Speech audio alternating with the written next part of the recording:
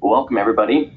Thank you so much for taking some time out of your day to hear a little bit about what we're thinking for our mid-year market outlook. Appreciate all your faith and confidence in us, and excited to share some of the research we've been doing to try to help guide our portfolios in order to help you achieve your goals. Today, we're going to cover a number of different things. The first part of our webinar will be to cover the first half of this year, just kind of a recap, and that'll be covered by Kate Johnson. And then we're going to touch on with Thomas Jenkins, our senior wealth advisor, talk through some of the opportunities and head back to Kate as far as the risks we see, and then overall summary of what we're thinking here for the back half of this year. Then I'll share some updates as well. And then lastly, if you are curious or have some specific questions, feel free to put those in the comments. So right at the bottom of your toolbar, there's a little Q&A session. You can type in some questions, and if we get some, we'll definitely chat through. But for those who are just coming in, we're also going to have this post on YouTube. Usually it takes about a week and a half or so to get it up and running. But again, appreciate your time, and now excited to hand it over to Cade to share a recap for the first half of the year. Perfect. Thanks, Carl, and hello, everyone. Appreciate you for joining. I wanted to first start with recapping the first half a little bit before we get into where things may be headed in the second half. The first half was a genuinely strong 6 months for stocks, stronger than what most people even realized while they were living through it, given how noisy the news cycle has been. Let's take a look at some of those index performances there on the left-hand side. AI, once again, has been the overall central theme and thesis to most of the market gains in the first half. The MSCI Emerging Markets Index is almost half of that is made up of technology companies that have been huge beneficiaries of that trend. Perhaps the most surprising area so far this year has been the Russell 2000 US small caps, exhibiting a lot of profit growth due to AI spend.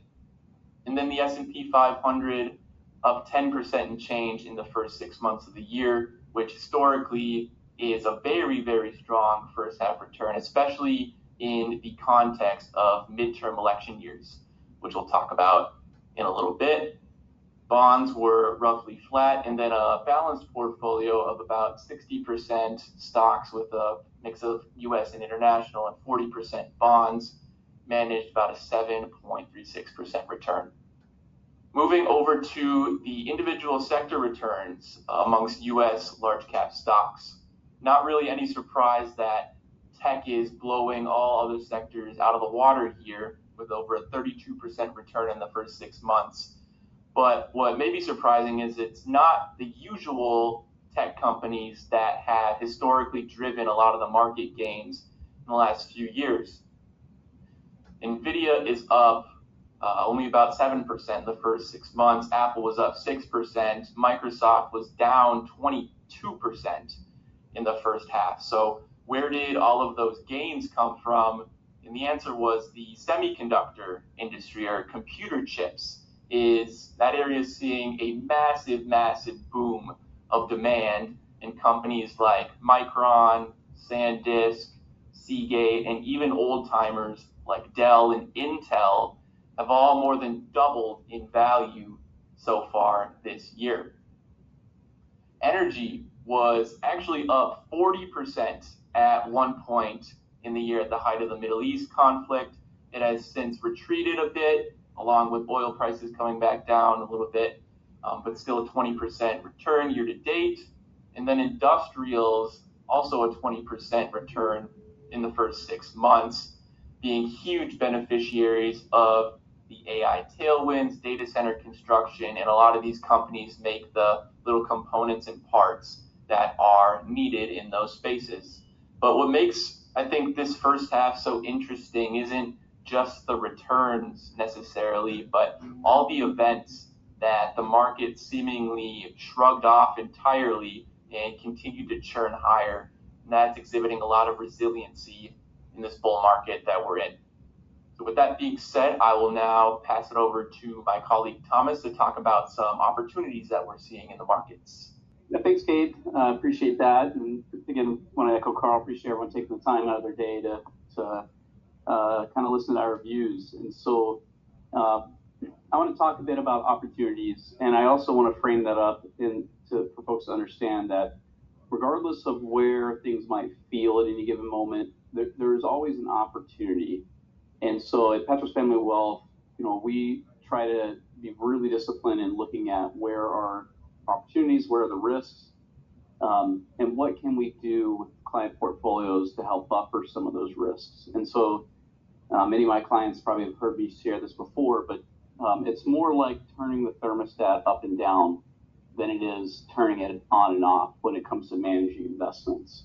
So what we see here in this slide is a fun little chart, and this is covering the equal weighted S&P 500 index. And what I mean by that is that's an index that uses all 500 companies, and then we buy you're owning the exact same amount of each company. So if it was $500 going in the index, you got $1 for each company. And that differs from the S&P 500. So the S&P 500 is a market cap weighted index. So the larger that company is, the more weight that it carries. And so I wanted to highlight this because I've been having a lot of conversation with clients, especially on days where the S&P 500 feels like it's taking a downturn. Because if you were to see what our screen sees, it would seem really different. So the S&P 500 can have a negative day, but realistically, we're trying to look and see, is money leaving stocks, or is it just moving around? So we're in a firm camp that it's rotation, not retreat. And Kate will cover a little bit more later on, kind of what we view with the second half and risks. But essentially, I wanted to show this chart to show some things, and it's kind of a fun, trip down memory lane. And what it's looking at is the price to earnings ratio. So we take a stock price and divide it by earnings per share, and that's kind of where we judge how expensive is that stock. And so the equal weighted index is just now, as of yesterday, I haven't looked at it today, but it hit a new all-time high. And the price to earnings ratio is around 17.4 times when I pulled this information. So realistically, stocks have gone higher, but when we equal weight them, they actually look really almost as cheap as they were at the beginning of the year. And so this chart is trying to explain or show this case that, wouldn't we expect these companies who've weathered all of these events and kept going? We're seeing really amazing earnings numbers. Wouldn't we assume that they're worth more than what they're trading at?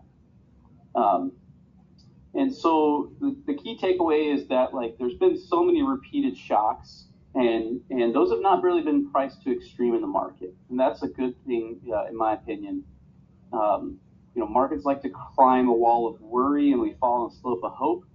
And while it might feel day to day that we've had these whipsaws, in reality, we zoom out a little bit, it's not been as extreme as in the past. And so, that's helpful, as we kind of go forward. And so on the next slide, this is looking at the S&P 500, right? And this is the market cap weighting. And so I wanted to show this, that if you put $1 in, let's just hypothetically say put $1 into S&P 500, 37%, or 37 cents on that dollar is going directly into these names. And we call these the Magnificent Seven. It's not exactly seven, it goes in and out. People are coming up with new names all the time. But these are the largest companies.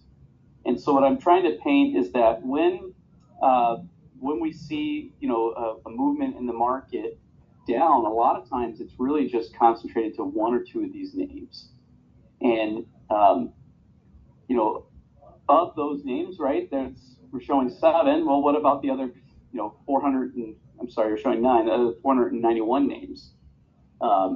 That's where we feel that as we get into the second half of the year, we're likely going to see a bit more turbulence as a result of midterm elections, Fed chair change, and things of that nature. but we're not thinking that money is leaving the market. It's just going to be moving from place to place. And so what I want to highlight on the next slide is kind of where it might be moving. I apologize, I'll keep on this slide for you, but I'm sorry, go back to the next one. I got ahead of myself here, but one more before we get into showing where we see it. So this is a chart I put together. We take in orange, that's that first chart I showed you, the equal weighted S&P. And then we take in purple here, the S&P 500. That's that last pie chart being the market cap weighted. And then there's an ETF, exchange traded fund, that just invests in those top 7 companies. And so what I wanted to show here on this one is that just last week, if you noticed in that circle, the Magnificent Seven had a really strong pullback, right? We had a downturn there. And we can see how that magnifies. If you look up at the purple line, the S&P 500, it went down as well. And it's going to go down because of that concentration. But then when we compare that to if we just owned $1 of all 500 stocks equally, that's the orange line, that's still rising higher. So to me, that's money not leaving the market. To me, that's money going into, just saying, hey, these winners have been winning. It's time to take those profits and let's move into something else. The next slide is when we want to get into talking about kind of where that rotation lands. So the sectors that we favor right now are kind of defensive in nature historically.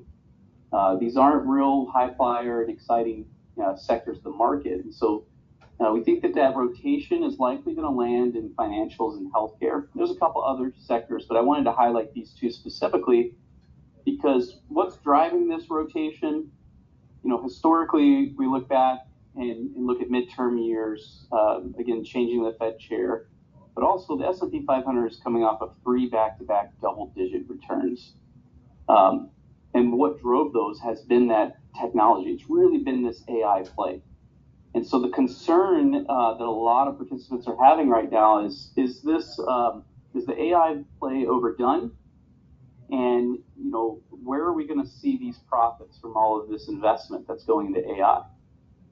And that's why I think that it helps to look at it from both lenses. And so Jamie Dimon is CEO of JP Morgan. Earlier this week on CNBC, he was interviewed in an article, and he shared that JP Morgan's cut up to 40% of its jobs in certain roles because of AI.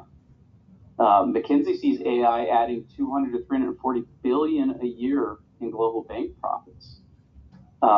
So financials being somewhere that can benefit from this rotation, but also is probably an area that's going to benefit the greatest from the AI integration into our daily lives. Healthcare is another sector that we like. And I think this is kind of a quiet AI beneficiary. Again, it's defensive in nature. It's not been the greatest because of the weighting. United Health had a really strong downturn. So that whole sector kind of gets pulled down with it. But if we think about where can AI help in healthcare? And so AI note takers have cut documentation times by 16 minutes already per patient per visit. That's quite a bit more volume that can be handled by a provider. Arguably, there's probably some greater accuracy when it comes to those patient notes.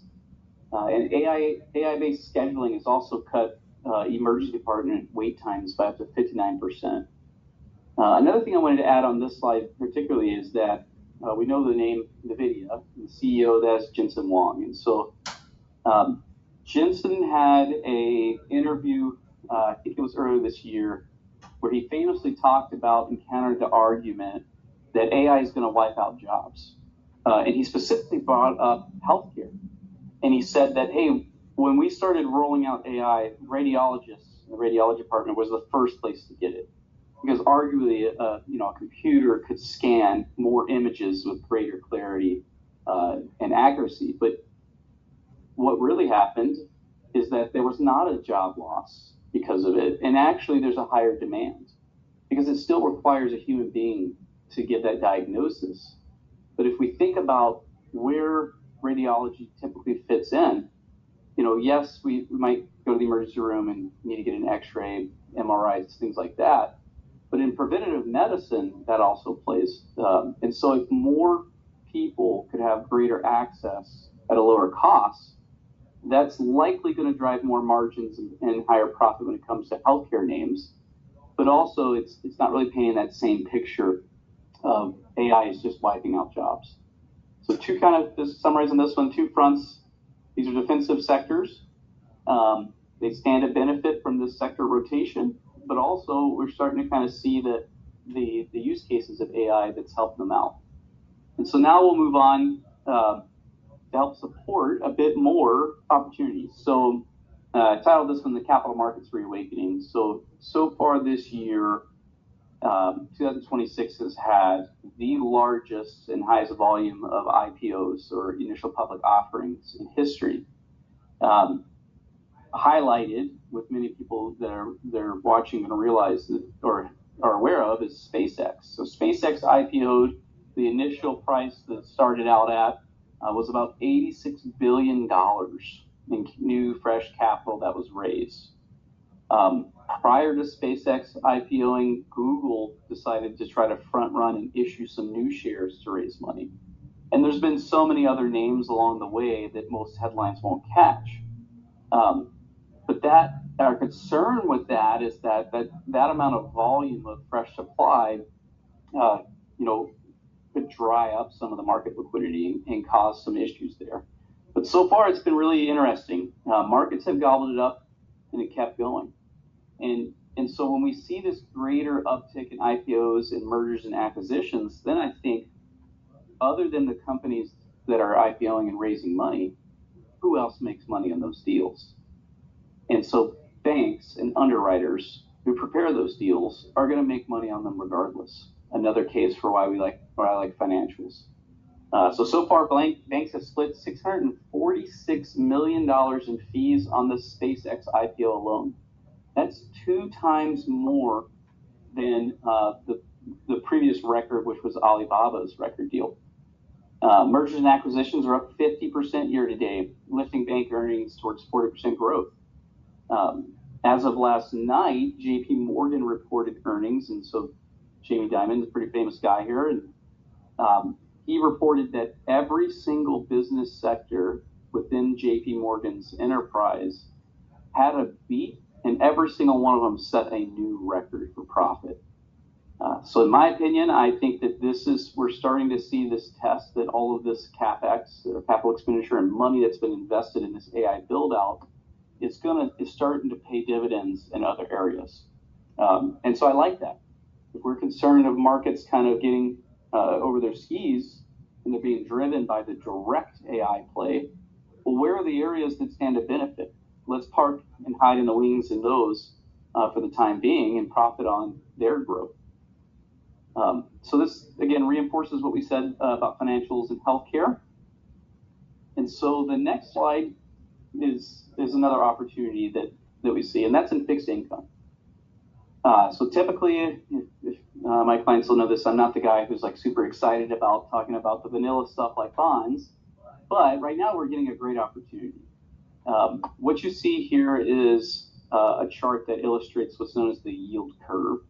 It's something a lot of folks hear when they turn on CNBC or Bloomberg, and I'll joke another time, but there's a running joke in the industry about an inverted yield curve has predicted like 60 something of the past 40 recessions or something like that. But so an inverted yield curve would look opposite of this. So if we look at the 3-month side of it, arguably those rates should be lower than when you go out towards the 30-year. So this is a pretty normal looking yield curve. This is indicative of a healthy economy, a healthy bond market. But what I like to look and call attention to is that if we are anticipating there to be some market rotation and some uncertainty, towards the end of the year, well, if we just dial that thermostat up a bit and we kind of shift a little bit more into bonds, while we're sitting and parked there, we're getting paid to clip a coupon. So 2-year, the rates are hovering around 4.21%, 5-year around 4.31%. And so here at Petros, we were seeing a lot of good opportunity, and we typically like to structure the bond portion right now of people's portfolios, trying to get an average of that 4 to 5 year type of range. That way we're not super exposed to if interest rates move up and down and kind of the whipsaw effect that happens there. So that's all I got, and appreciate it. And I'll pass this back to Kate now. Perfect. Thank you, Thomas. Yes, it's my job to talk about some of the concerns and risks that we foresee for the next 6 months. I first wanted to revisit this chart I showed in January that showed historical performance across the election cycle for markets. We use the S&P 500 here, going all the way back to 1928. We are in year 2 of the election cycle, aka the midterm year. And of all the midterm years since 1928, which is a sample size of 24, the S&P 500 has averaged a 3.3% return in those years in that red shaded area, with a median return of 0.6%, or about flat. So a 10% return from the S&P that we got in the first 6 months alone of this midterm year, again, is nothing short of remarkable with this in context. That being said, we want to remain extremely cautious over the next coming months, especially leading up to the elections. July is historically a good month for markets, but it's the late summer heading into fall that's usually the most concerning from a seasonality perspective. Midterm years also often see the largest sell-offs as well, with an average inter-year pullback of about 17.5% since 1950. For reference, the one that we got in March as a result of the Middle East war, the S&P dropped about 9%. And so if the average is 17.5% for a midterm year pullback, it would not be surprising for us to see something similar in the second half, or even a little more severe. Labor market. So the majority of our economy appears to be in kind of a low hire, low fire type of labor market, excluding the highly competitive tech industry where there's just layoffs happening left and right. A lot of companies right now, I think, are debating their corporate budgets. They're uncertain about AI, interest rates, the war in the Middle East, and even tariffs still. So some of the spending that would have gone to salaries and wages of new hires is now being reallocated to the deployment of AI technologies to help support their business operations or build out their infrastructure. And as a result, this is hitting the recent college graduate group the hardest, unfortunately. Unemployment for this cohort has risen from 4% to 5.3%, which is nearly twice as fast of a rate of increase as the overall unemployment rate over the same period. This isn't a major warning sign yet, but oftentimes a lack of hiring has been a leading indicator of a slowdown, and often a prerequisite for active layoffs that come eventually. So we'll see if this time is different. In terms of market sentiment, it's pretty interesting because this chart, and I would say in general, there's never been a bigger disconnect between how people feel about the economy and how the stock market is actually doing. And that disparity only continues to grow with this chart. We believe this is a product of what's called the K-shaped economy. The K-shaped economy is where the high-income households have benefited immensely from a strong stock market, rising home values, and even this year's tax changes, which has increasingly skewed wealth and savings to the top. So the top 10% of households own nearly 90% of the stocks, while the bottom 90% of households struggle with a multitude of higher costs. Mortgage rates have been high, hovering near or above 6% for about 4 years now, which has pressed a lot of budgets for those trying to buy a home, start a family, and afford other rising expenses such as childcare. And as a result of this, these groups of people have resorted to relying on debt to make certain purchases, and that's led to a rise in delinquency rates. So the economy can look healthy on average, even while a large number of households are struggling because that top 10% spending carries so much weight in the numbers. So in other words, we are now increasingly reliant on these healthier cohorts to keep the economy afloat as a whole. So it will be interesting to see how this dynamic develops over the next 12 months and if sentiment continues to worsen.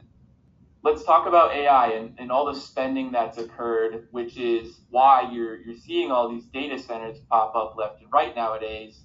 Wall Street estimates that total AI capital expenditures, or CapEx, could climb over $1 trillion in 2027.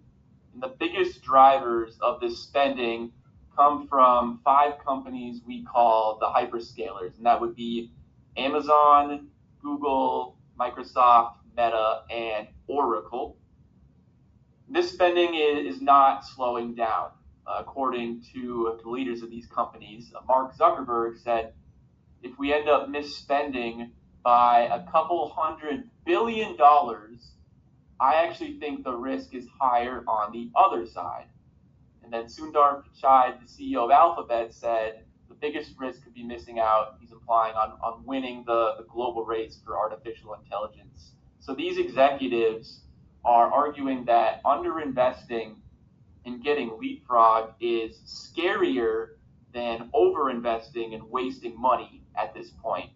That's good for the economy, I guess, and industries who receive that spending as revenue, like the industrial sector, but it also raises questions about some of the world's biggest companies and the potential return on all this investment.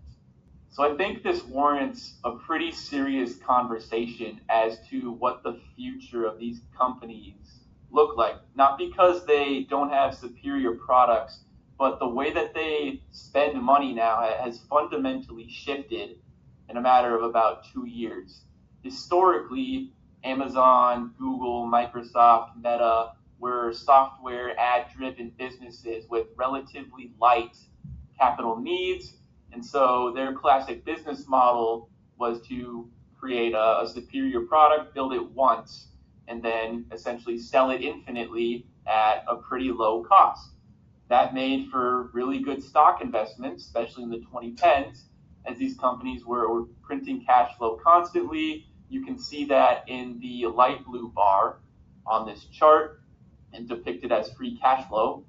But the spending I alluded to on the last slide really picked up in 2024, where you can see that dark blue line, CapEx, basically went exponential, and the result that had on free cash flow started to decline.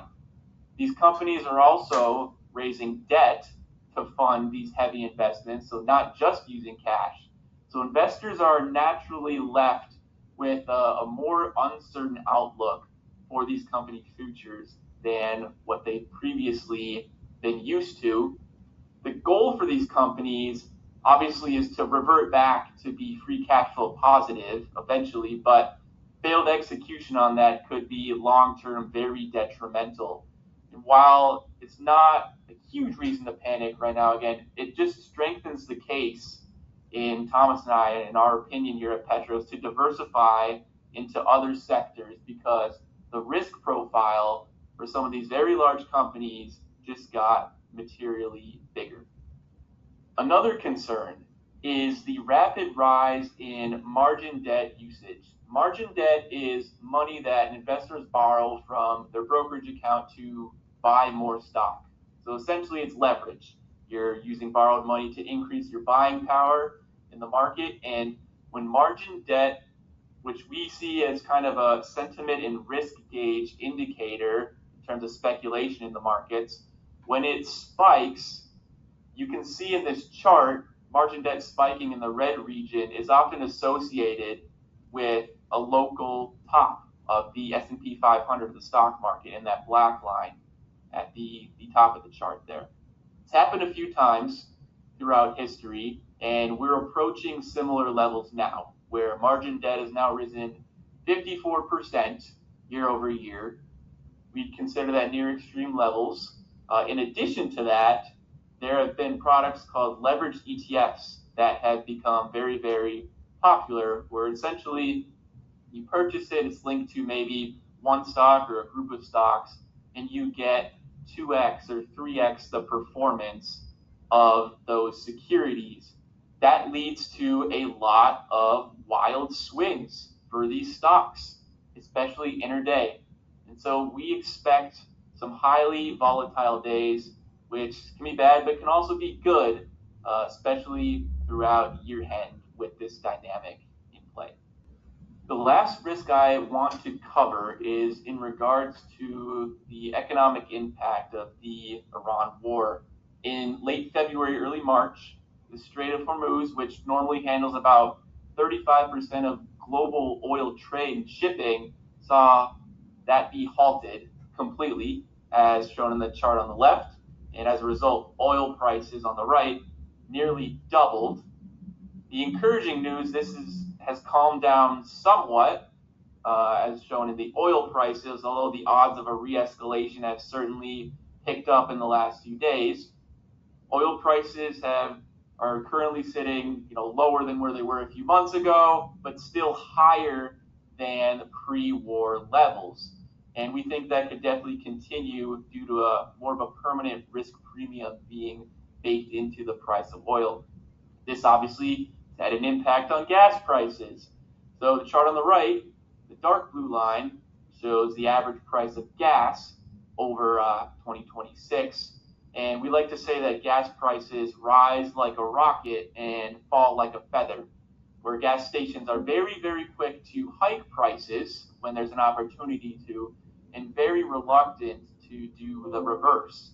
So you can see on the very right-hand side of that chart, there's now a pretty big disparity between the current price of oil and the current price of gas. Gas is an input cost to inflation, and so this is going to create a lagging effect where inflation is probably going to be elevated for longer than most people realize. And if this Iran war, re-escalates even further, we'd expect the same playbook as before, where oil and gas prices spike again, and that stickiness for gas prices on the way down means pump prices could stay elevated for even longer. Now, we're not calling this our base case necessarily, but it's live, it's worth watching, and a renewed shock here we think is one of the more near-term catalysts that we need to pay attention to.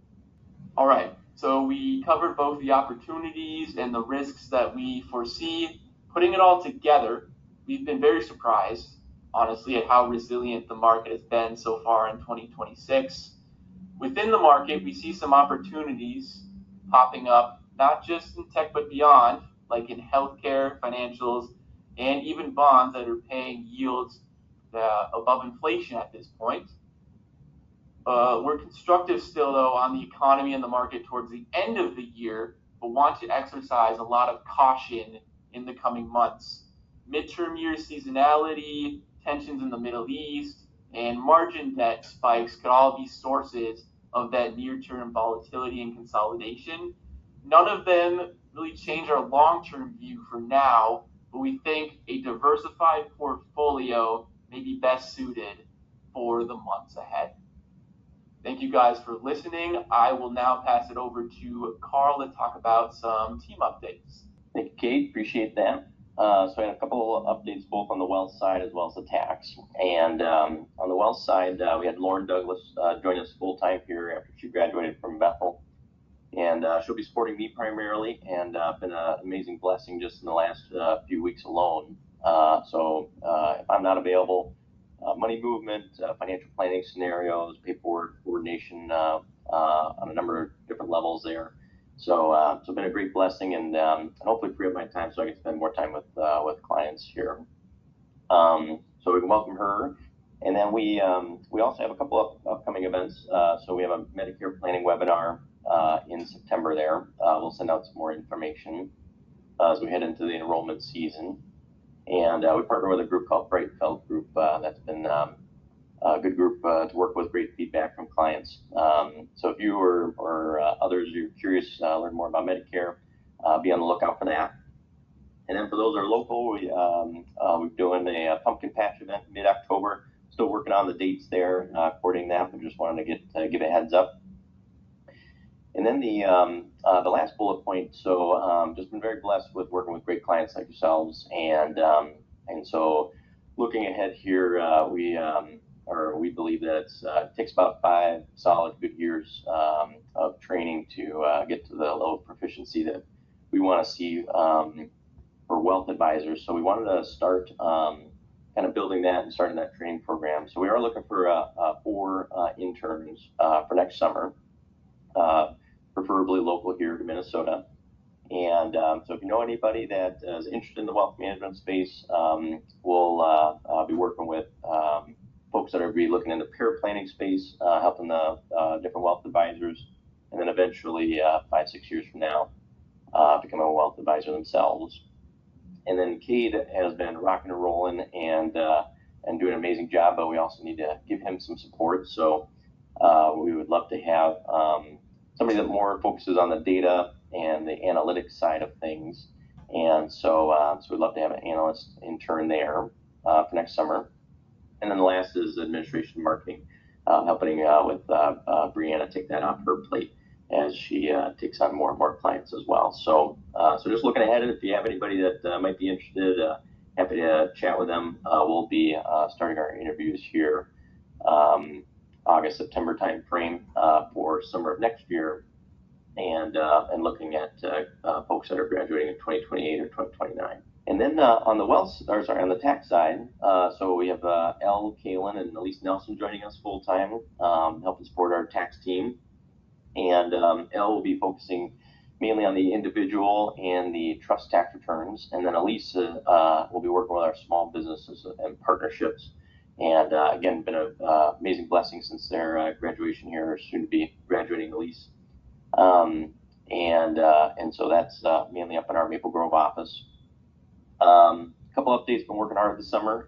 Haven't had much time off here on the tax side as we're launching our new mobile app, and we have some really good interior tax planning tools that we'll be previewing for folks that engage us on the tax side. A couple events there to roll out our new app. We're gonna have a shred event, so if you have some old paperwork that you want to destroy there, we'll be previewing our app and then destroying some of those documents with sensitive information. And just kind of looking farther out, I know a number of clients have been asking us, so I figured I'd share. We're probably not going to tackle the larger businesses like five employees and plus until 2027. Just trying to layer on some of the improvements a little bit over time. But with that, I think we'll end off here with our little disclosure pieces there. But thanks again for taking some time out of your day to learn a little bit what we're thinking about the markets, both the short-term risks and the longer-term opportunities there. And if you have any questions as far as how it applies to your individual portfolio, feel free to reach out to your wealth advisor, and happy to chat and show you how we're positioning your wealth to be able to navigate all those challenges and opportunities.